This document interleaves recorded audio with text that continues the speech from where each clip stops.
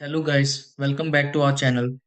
If DoorDash is not letting you use the Dash Now option and you are stuck waiting instead of starting deliveries, it can feel really frustrating, especially when you are ready to work right away.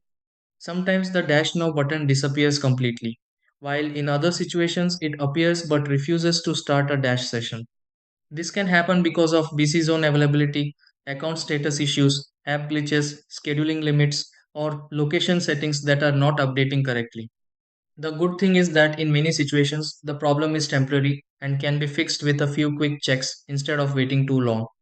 In this video, I will show you step by step how to fix DoorDash not letting you dash now. Try these. Step 1. Check your location inside the DoorDash Dasher app and make sure location access is turned on properly. Step 2. Restart the DoorDash Dasher app if the Dash Now option is missing or not loading correctly. Step 3. Try scheduling a time in the DoorDash Dasher app if Dash Now is unavailable in your current area. Step 4. Switch between Wi-Fi and mobile data on the DoorDash Dasher app to refresh the connection. Step 5.